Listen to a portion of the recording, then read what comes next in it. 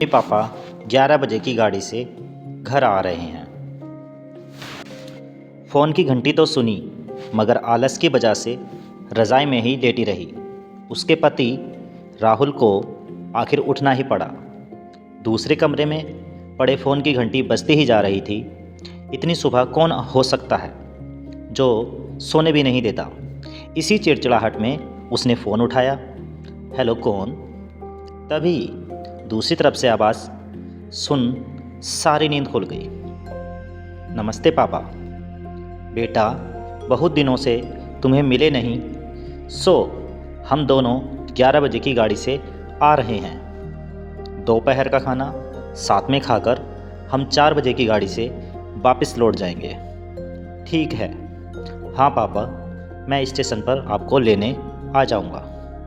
Phone रखकर वापस कमरे में आकर उसने रचना को बताया कि मम्मी पापा 11 बजे की गाड़ी से आ रहे हैं और दोपहर का खाना हमारे साथ ही खाएंगे। रजाई में घुसी रचना का पारा एकदम 7वें आसमान पर चढ़ गया। कोई इतवार को भी सोने नहीं देता। अब सबके लिए खाना बनाओ, पूरी नौकरानी बना दिया है। गुस्से से उठी और बाथरूम में घुस गई। राहुल हक्का बक्का होकर उसे देखता ही रह गया। जब वो बाहर आई तो राहुल ने पूछा, क्या बनाओगी? गुस्से से भरी रचना ने तुनक के जवाब दिया, अपने को तल के खिला दूंगी। राहुल चुप रहा और मुस्कुराता हुआ तैयार होने में लग गया, स्टेशन जो जाना था। थोड़ी देर बाद गुस्सैल रचना को बोलकर वो मम्मी पापा को लेने स्टेशन जा रहा है घर से निकल गया। रचना गुस्से में बड़बड़ाते हुए खाना बना रही थी। दाल सब्जी में नमक मसाले ठीक हैं या नहीं की परवाह किए बिना बस करछी चलाए जा रही थी।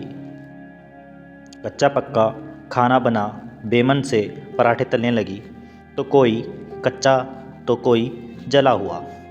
आखिर उसने सब कुछ खत्म किया, नहाने चली गई। नहा के निकली और तैयार होकर सोफे पर बैठ मैगज़ीन के पन्ने पलटने लगी। उसके मन में तो बस यह चल रहा था कि सारा संडे खराब कर दिया, बस अब तो आएँ खाएं और वापस जाएं। थोड़ी देर में घर की घंटी बजी तो बड़े बेमन से उठी और दरवाज़ा खोला। दरवाज़ा खुलते ही उसकी आंखें हैरानी से फटी की फटी रह गईं और मुंह से एक शब्द भी नहीं निकल सका। सामने राहुल के नहीं उसके अपने मम्मी पापा खड़े थे जिन्हें राहुल स्टेशन से लाया था।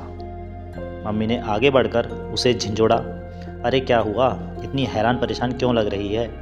क्या राहुल ने बताया नहीं कि हम आ रहे हैं? जैसे मानो रचना की नींद टूटी हो। नहीं मम्मी, इन्होंने तो बताया था, पर चलो आप अंदर तो आओ।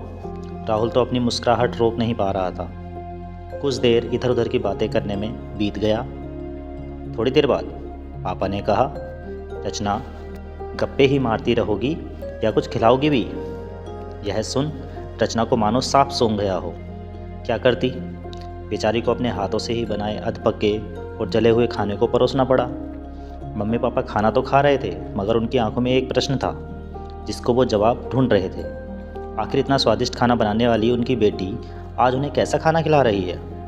रचना बस मुंह नीचे किए बैठी खाना खा रही थी। मम्मी पापा से आंख मिलाने की उसकी हिम्मत नहीं हो रही थी। खाना ख़त्म कर सब ड्राइंग रूम में आ बैठे।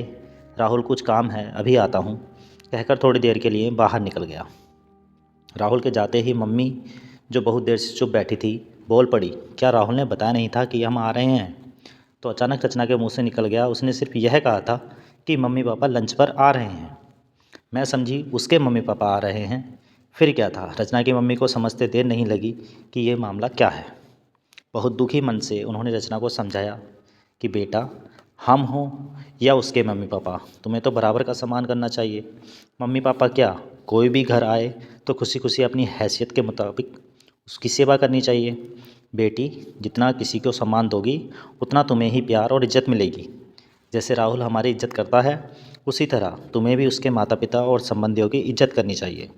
रिश्ता कोई भी हो, हमारा या उसका, कभी फ़र्क नहीं करना चाहिए। रचना की आंखों में आंसू आ गए और अपने को शर्मिंदा महसूस करके उसने अपनी मम्मी को वचन दिया कि आज के बाद फिर ऐसा कभी नहीं होगा। अगर कहानी पसंद आई हो तो शेयर ज़रूर कीजिएगा। और फॉलो करना मत भूलिएगा। सब्सक्राइब अवश्य करें।